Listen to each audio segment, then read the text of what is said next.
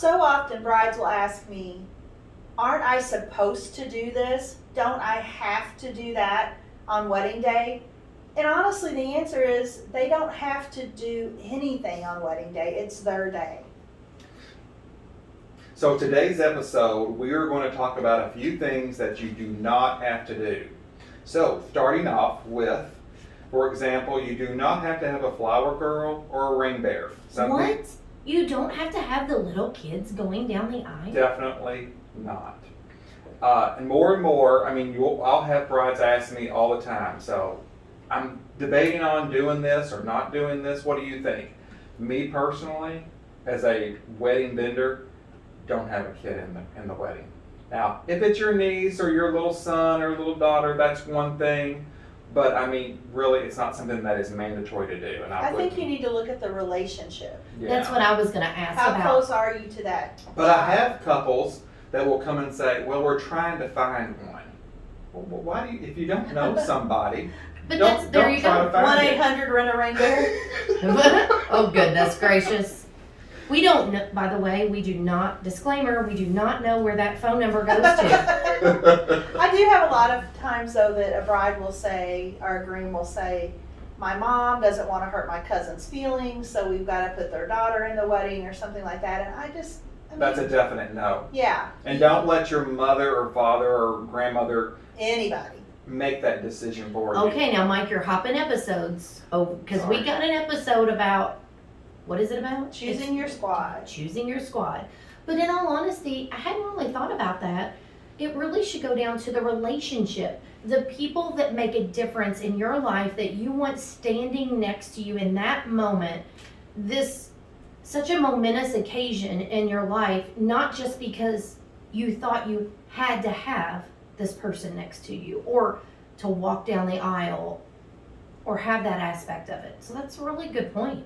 So forget the kids for now. Another thing that a lot of my couples will ask me is, say they have 300 guests at their wedding, which before COVID was quite often. A lot of weddings had that type of guest count. Is it necessary for them to take time out and go around to each table and speak to every guest? And while I understand the thought behind that, no, it's not necessary. There's 300 people there. They know that you cannot possibly talk to everyone, and they want to enjoy their day. They want to get out on that dance floor and have a good time. But I know I'm getting a look from my coworker who thinks that I am wrong on this, but I'm going to stand by it. One thing, disclaimer, again, in this episode twice. What we're saying here is just topics that we are discussing. This isn't in stone. This isn't the new way of doing things. We're just basically talking about topics that have come up. It's about it being your day. So when you listen to us talk about it, we're given our own scenarios if we were in those shoes, okay? So go ahead, Mike. I know you're chomping at the bit. So, I understand that they don't have to do that, but I feel like if you've taken the time to send them an invitation, they've taken the time out of their day to come to your wedding, bring you a gift, I think the least they can do is walk around. You don't have to have a conversation with them, but just go up to every person that is there or every couple and say, I appreciate you being here for us today. Thank you. And move on. But if you have 300 people. I understand, but you know what? I think it's common, courtesy to do that. That's just me. That's two different opinions But right what's there. the great thing about this? We can all have opinions, and I think what the whole point of this is at the end of the day, it's your event. You get to decide what fits you and your fiance best. Correct. Not necessarily. Now, if your parents are paying for it, you probably have to have a conversation there. But at the end of the day, Sharon's favorite saying is, Sharon, what matters? The only vote that counts is the one in the white dress. So I think it's good to give these opinions, and it's okay that they're different. And So we're just bringing up today the things that we hear the most often. Mhm. But honestly, there could be 100 different topics. Okay, well, could let's be. stick There to the could be. list. What's our next one? So our next one is sometimes brides say all the bridesmaids' dresses have to match. They don't. The best thing is for the bride to pick their color palette and then let the bridesmaids pick out whatever dress they wear. I mean, the dresses does not have to match, and it could be different shades of that one certain color. And I don't think you have to do too much searching on Pinterest to see all the different types of colors, combinations, patterns. There's so many different things available. You can really find some inspiration there to fit what you're looking for, or maybe just something to kind of start and then create your own vision from there. Well, every bridesmaid is built different too. I mean, you may have a thin girl, you may have a heavier girl, and you want them to feel comfortable for that whole day too. You know, I've also seen too athletic. You know, when you're talking about younger bridesmaids, you can have some that are very athletic, and they might not want to wear certain types of dresses or attire. Something that I've really noticed too is a comfortable bridesmaid takes a better picture. So, and is happier. And happier. yes, if you put someone in a dress that they're uncomfortable in, or they feel like they're popping out of in all the wrong places, which would definitely happen to me, if you put a woman in a dress like that, she's so self-conscious and she's trying to cover up what she's uncomfortable about, and she's not focused on what's actually going on and in the picture. And at the end of the day, those pictures we talk about, those are memories you're going to have for a long So the time. more I have to comfortable- mention this because when we were growing up, and Pam and I was already married, and some good friends of ours were getting married, and Pam was in the wedding, and I was too. But the dress that was chosen back then, 30 years ago, all the dresses matched. It didn't matter what it was. It was purple. You went and got size, You and got that's what you were size, getting. for the dress Exactly. you were told to wear. Well, it was a strapless gown, and Pam had to wear a Strapless bra. strapless bra, and Pam's big busted. And I'm telling you, it was the most uncomfortable thing for her. I felt sorry for her because she had to deal with it. All And night. we even had an argument about it while she was getting ready because she felt so uncomfortable. So why would you put your bridesmaids through that? Right. Just let them choose Let what them they're choose comfortable it. wearing. Okay, let's also talk about, though, the age differences. You can have a bridesmaid that is older, younger, so a type of dress, a strapless dress, might not be appropriate for a younger person in your wedding party. I'm not speaking about necessarily the flower girl, but I've seen bridesmaids and groomsmen that have been from teenagers to 50. up there in age. Let me My make sure I age. get it politically correct. And But- even for the guys, you know, and I go to a lot of suit appointments, and even for the guys, I've had a few grooms lately that chose their dad to be their best man. Well, a dad in his 50s or 60s is not going to wear the ultra slim cut suit like your best friend in his 20s is going to That wear. is exactly right. Well, he might wear it, but again, let's go back to the pictures being And he's memories not for a gonna- lifetime. He's not going to set a lot in it. No. Right. You ripping that. Right. But- Yes. So I think that is a really good topic. Who's got the next one? Sure. One of the things I get asked a lot is, do I have to make a seating chart? The wedding planner in me says, yes, we need a seating chart. But it becomes so stressful, and I end up at a table with a mom and a bride and a groom and the mother of the groom, and they're trying to decide who likes who and who gets along with who in the family is not speaking to who, so we have to put those people separately. And if you have enough seating availability to where you don't have to fill every table to capacity, then my answer is reserve some tables for immediate family and let it go. Because it becomes so much of a headache, and you're trying so hard to make sure every single guest is comfortable, which is great. And the time that it comes in handy is when you only have one chair for every single guest there. You don't have extra. But if you have extra and people can space themselves out comfortably and sit where they choose, it's just such a big headache off the bride and groom, and it normally works out just fine. I think that's an awesome idea and something you don't have to cause yourself so much stress over. Well, and I'll tell you what, that has been the number one thing that brides and moms gets in arguments Oh, over it's, is that dang seating chart.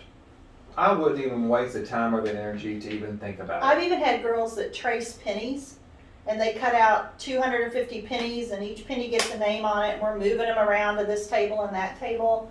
And at the end of the day, I'm just like, you know what, let's set up 3 extra tables so we know we have enough seats, and just let it go. My sister worked on this for, I know, 4 weeks. Mhm. She had paper plates all over her dining room table Yes. with sticky dots. Yes. And every dot had a person's name on it. I thought the time you're spending on this is nuts. And then you have to figure out how you're gonna display it. And There's a whole, now that's a whole episode It's a whole in itself thing, now. yeah. Okay, what's the next one we got? Next thing, to have a unity candle or a sand ceremony. Really? or plant a damn tree. Yeah. What is it with Sharon and this tree? Every time we talk about this a little bit, because Sharon likes to plan. We gotta plan Well, what episodes we're gonna, what's our topics. We gotta know ahead of time. Do you have your notes? Just don't plant a damn Sharon tree. is a planner, and every time this topic comes up, she talks about this damn tree. Sharon, what do you have against trees? Well, so I had a wedding, and the thought, when we thought it out, it seemed like a good idea.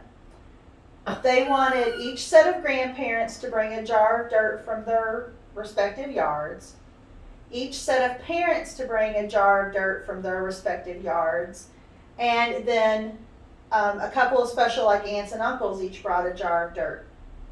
And the thought was we would pick up the jar, we would say, this is from my grandma's yard, pour it in a pot. This is from my Aunt Sally's yard, pour it in a pot.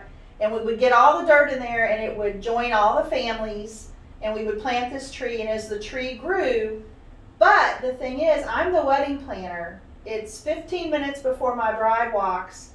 I go back there, nobody labeled their dirt. Now what do? You stick some labels on it and go So with it. that's exactly what happened. So I don't know if Uncle Johnny poured his dirt or if he poured Aunt Sally's But dirt. everybody's dirt was there. It was. Are we really talking about this? But then you How got did we go? you asked me? I did. What I I had knew there had against to be the- something about a what I tree. had I've never against heard the of that. I've never heard of that. And then you got to water it so the tree will stay in it. Then you've got mud and a bride in a white dress. I'm not saying anything else. Okay, so about trees, Mike, go ahead and what you were going to say. I'm so blown away. I don't remember what I was going to say. I tend to have that effect on people. I mean, the thing is, sometimes when you do this little ceremony to bring the family together or whatever, sometimes I feel like it's just something to take up space during the ceremony, and that's really not necessary. You know, Sharon, I was at a wedding with you recently, and, we were there doing things, but my point to this was, it was a Catholic wedding, and they did not do the unity candle. I didn't even know that was an option. I didn't know if that was, I am Catholic, and I went to a Catholic school, attended many a Catholic weddings, and it was always done. I don't know, maybe if I just haven't been to one off the top of my mind recently, but that stood out to me. Not that I minded that they didn't do it, but just in my mind was Let me just say this is just a little tip. About 5 years ago,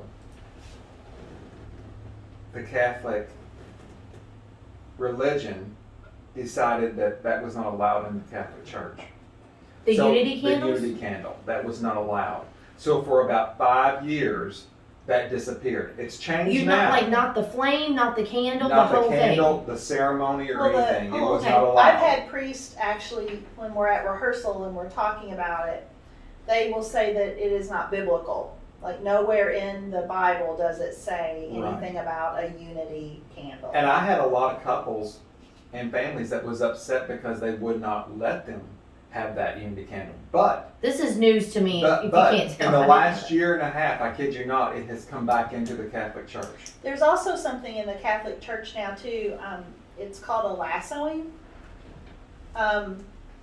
That I did in a wedding in January. That was really, really cool. That I had never seen before, and it's kind of reminds me of the hand tying ceremony, but it's a little bit different. But any of those unity ceremonies, if they're important to you, do them. If it's just a box you feel like you have to check, let it go. Let it go. Let it go. I mean, if it's important to you, definitely do it.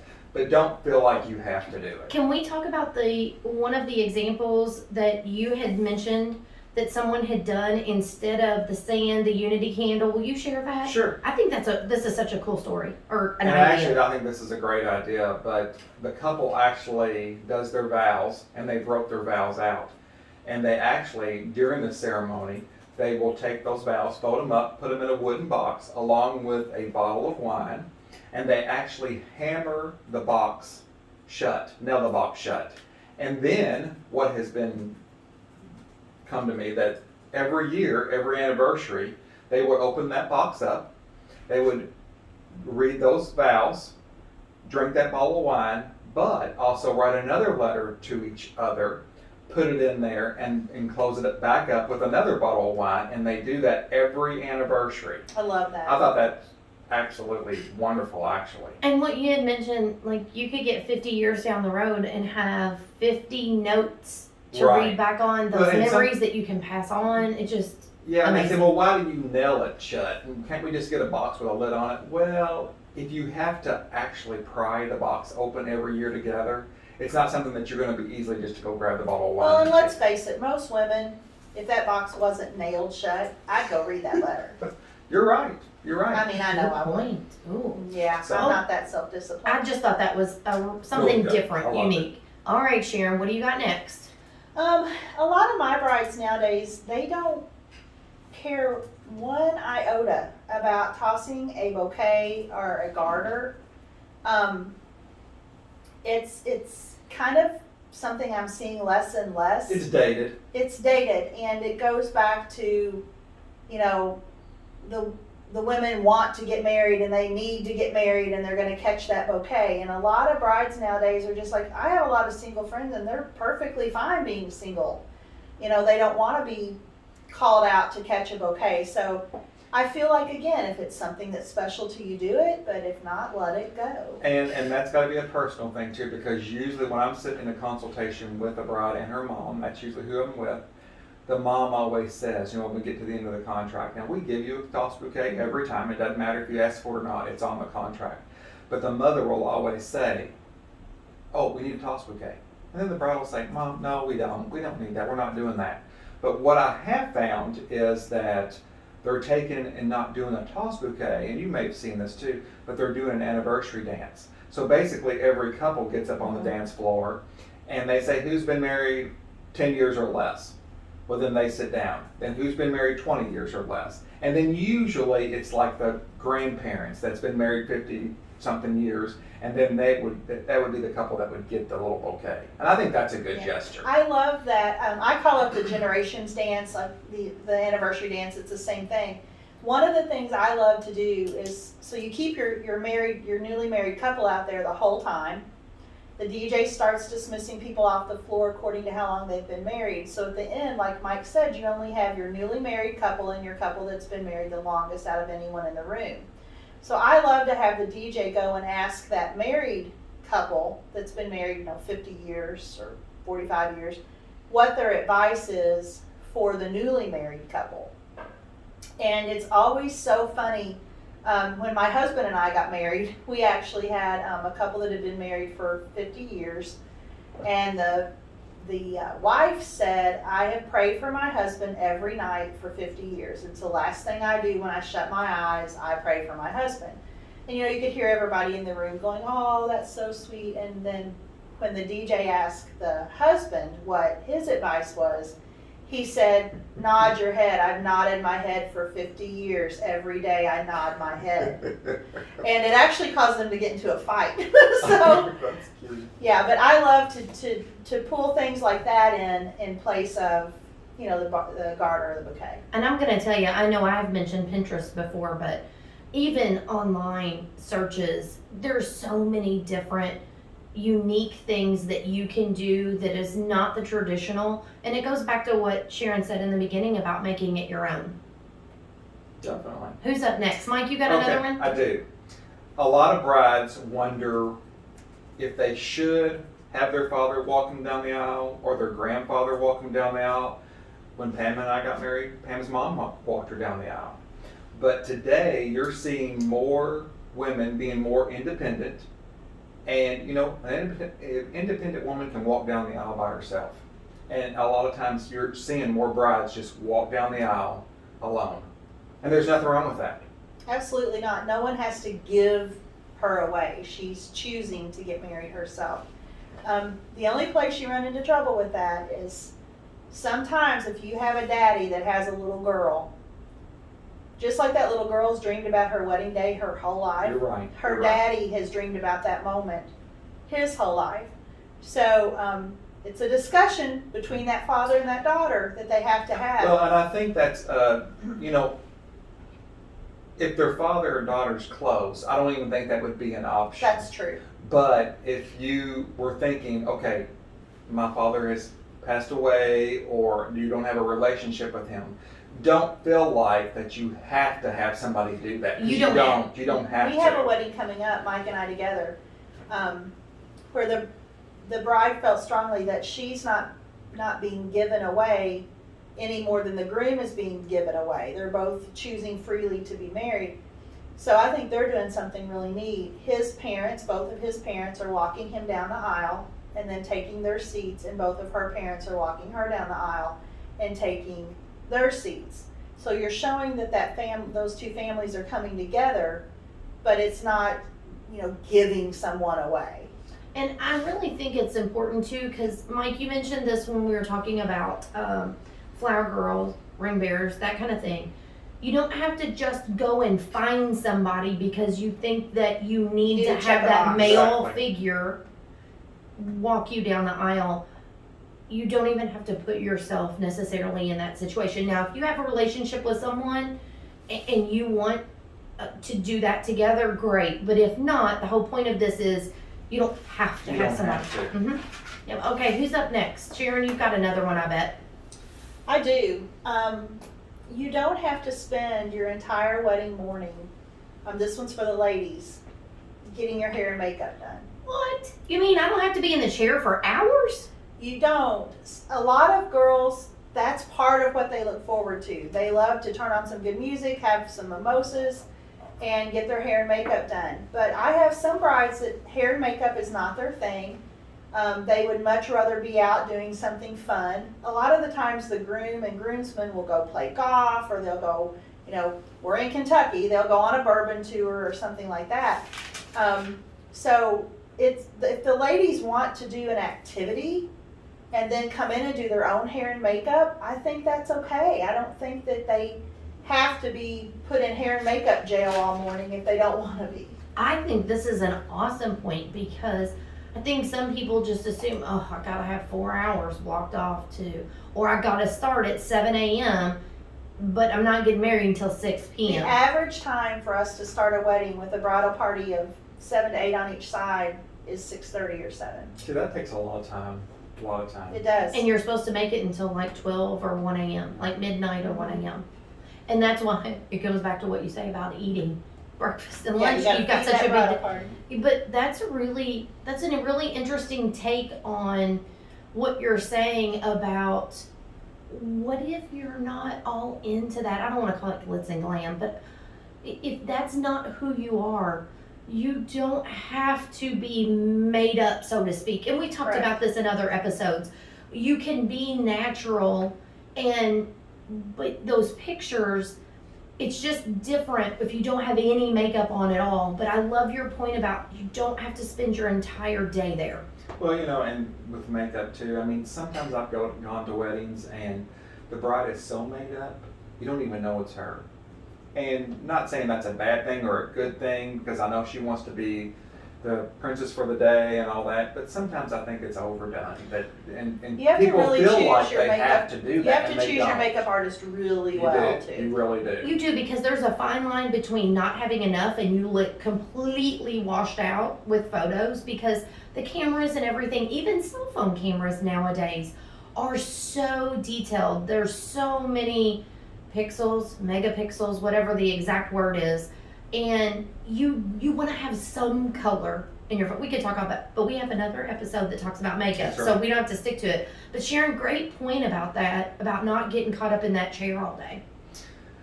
This will surprise some people, but you don't have to wear your traditional white or ivory. A lot Love of it. brides think, yes, I've got to have a white gown. That's, to be honest with you, the white gown is not the most popular color. Ivory is the most popular, or maybe even a candlelight. But I'm seeing, believe this or not, I'm seeing pink. I'm even seeing Like black. a blush? No, You're I'm talking a pink. I had Miss Kentucky that I did not too long ago, and her dress was pink, and it was stunning.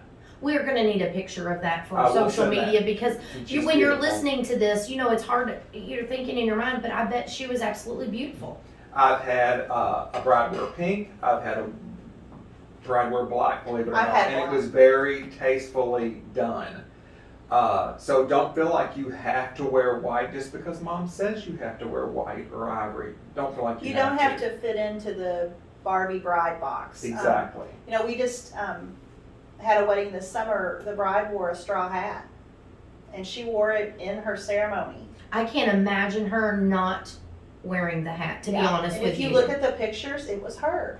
And that's really what it all boils down to is you got to make it your day. It's a reflection of Right. you, of the engaged couple. To And me, we talked that's what that's about. wanting our bridesmaids to be comfortable. But my gosh, you want your bride to be comfortable. Yeah. Well, these are all really good. And I know we could keep going on. Do you all have more?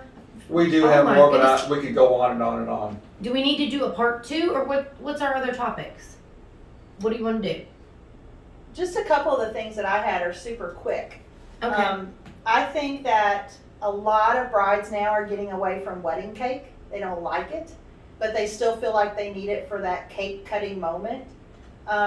You don't have to do that if you don't want to. If you both hate cake, why are you doing it? Why are you having a wedding cake? Have pie, have ice cream, Oreos, whatever your favorite thing is. Krispy Kreme donuts. You don't have the to donut have walls. I've seen- a wedding cake. But I've also seen people do just small ones because they do want to take those photos and things like that. But they've had other things they've liked. I've seen cookie bars. I don't even know if that's what it's I called. love the like- little miniature pies. I've done that. Yeah, the donut walls. They've and- done even I've seen some have done a variety. It hasn't just been one A thing. lot or of another. couples are choosing now also not to do the traditional have the DJ call everyone over to the cake table for this huge moment. Like they just go with their photographer and cut their cake and nobody's called over there. Or It's just their moment. It's just their moment. Interesting. Okay, Mike, what else you got? You're gonna let Sharon talk Sharon, the whole I time? know she's got one more. Go with it, Sharon. Another thing that I see a lot, brides ask me if they have to have a memory table or a memorial table because their mom or their grandma or somebody feels like they should acknowledge people in the family that have passed away. That's a really personal decision, and for some couples, it makes them sad. And I don't think you need a table with a candle and a picture on it to know that that person's there with you on your wedding day. So if it's going to make you sad, I think it's nixed. I think you don't do that. And I think what you've said there is enough to say about this. It needs to be what makes you all feel the most comfortable. Correct. I really do think that's good. And I'm glad that we decided to do this. I know we tossed this idea around, but I think these were all items just to shed some light on. Maybe people are wondering this. We know it's been brought up. Sharon, you mentioned that several times by people you've talked to. And at the end of the day, a lot of our episodes, we have said, it's your all's day. Make it about you. Of course, there's some elements that you might want to incorporate in regarding your parents or people that are special to you, but it all comes back to it being your day. Definitely. So just keep that in mind. When you're planning your wedding, don't feel like you have to follow any kind of rule book or anything. This is about you. You do what you want and include who you want. Yeah. Write your own book. I think that's great. And we would love to hear about your story. Have you already gotten married? Are you engaged and you're in the midst of planning? We want to hear from you. Sharon, tell them how they can talk to us. You can find us at our website, theringtheblingandallathethings.com. Feel free to DM us on Instagram, send us your stories, send us your questions. We promise we read them all. And we got this cool new feature that you can click the microphone on our website. It says share with us, and you can record a message. Maybe you want to share about how you got engaged or where you are in your wedding planning. Maybe you've come across issues, or I hate to say problems, but maybe you've encountered something and you want to ask us about it. Hit that, share it with us, and we read all of those, and we may use it in one of our upcoming episodes. So until next time, we love sharing all these topics and fun with you all, but connect with us on social media and make sure to check out. We are now sharing the videos from our recording, and I'm going to say it again. Sharon loves it. Right, Mike? She loves it. So go to our... As she's rolling her eyes. Right. She can't wait for me to hit the end button. But we get bloopers and everything, and I tell you what, we're trying to get some more of me and Sharon. We feel like a lot of them are right. But Well, in all honesty... You just had to throw that in there, didn't you? We just really love to connect with people, and we didn't want YouTube to be left out in all of our social media. So find us on YouTube, hit the subscribe button, our episodes. Make sure that you go and subscribe on your favorite podcast platform and hit the download button and download those episodes. And then leave us a glowing 5-star review. That's Sharon's favorite word. Okay, guys, stay safe until next time. We'll see you then. This episode of The Ring, the Bling, and All the Things was brought to you by The Wedding Experts, whose mission is to connect engaged couples easily and efficiently to local wedding experts. Visit theweddingexperts.love to connect with your local wedding vendor, as well as access valuable resources to help you plan all the details for your big day. If you are a wedding professional, there are affordable and effective advertising opportunities available to you by visiting theweddingexperts.love/advertise.